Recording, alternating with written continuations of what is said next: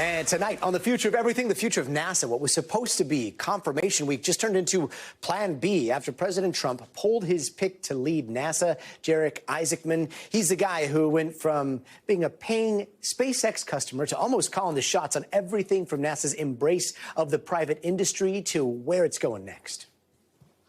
I couldn't agree more with the president and his inspiring and ambitious goal to send American astronauts to plant the stars and stripes on Mars.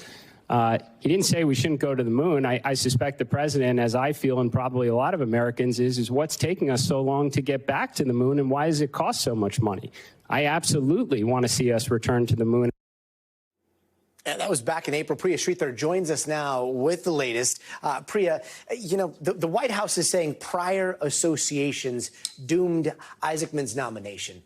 Do we know what's really behind this, and what does this mean for the future of NASA?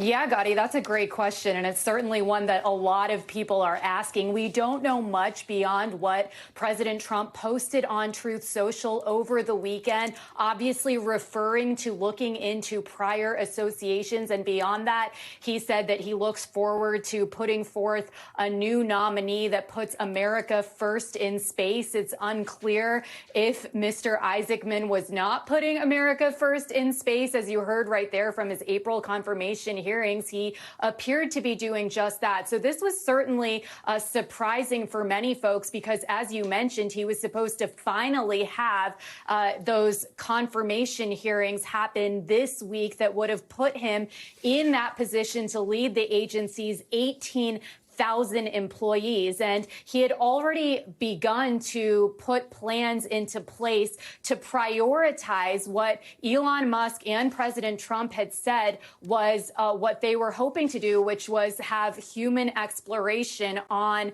planet Mars. And so he had already been grappling with how to focus on the Artemis program, which of course NASA had invested billions of dollars over several years in putting astronauts back on the moon, while also balancing this new priority of getting humans onto planet Mars. And we also know from NASA just last week that President Trump's proposed 2026 budget would have actually resulted in slashing dozens of NASA programs and also laying off thousands of employees. So many people who are in the space world and experts and astronomers are saying that this move couldn't come at a worse time for the agency, which is already facing a lot of tumultuousness, if you will, given the fact that this new proposed budget could have really dramatic effects on the future of the agency, Gotti.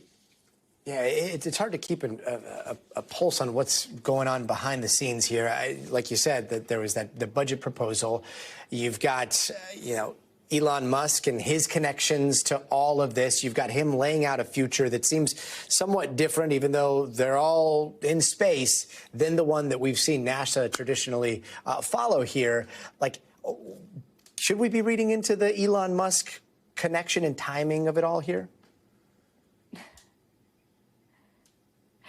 I think that, you know, Elon Musk is certainly the elephant in the room. And there was controversy initially when Isaacman was put forward as the nominee that he had very close ties to Elon Musk, who, of course, is the head of SpaceX. And it's hard to ignore the recent history between Elon Musk and the president over the last week when Elon Musk, of course, came out and criticized President Trump's big, beautiful bill. And then, of course, at the end of last week, we learned that his time as a special government advisor and the head of DOGE, the Department of Government Efficiency, which, of course, very controversially slashed thousands of jobs in the federal government and gutted several agencies like USAID, finally came to an end. So, of course, that is sort of the talk behind the scenes that perhaps this could be a slap in the face to Elon Musk because he had personally vouched for Isaacman, and they have been longtime friends. As you mentioned, Isaacman has gone into space twice himself. So a lot of people are wondering behind the scenes if this is President Trump basically trying to choose someone who isn't an ally of Elon Musk, Gotti. Very interesting. Is there a timeline on the next nominee here? I mean, time is always of the essence when it comes to a lot of these NASA projects.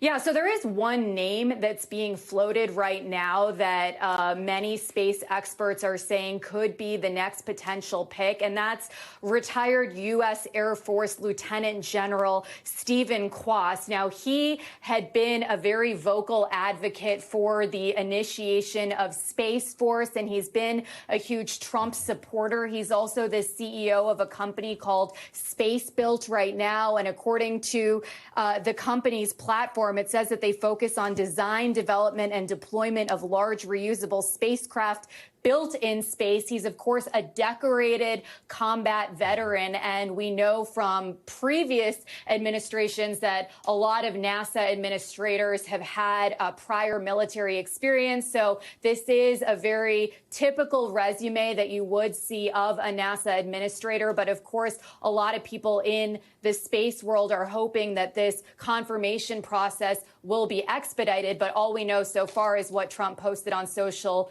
media, which is that he hopes to put forth that nominee very soon, Gadi.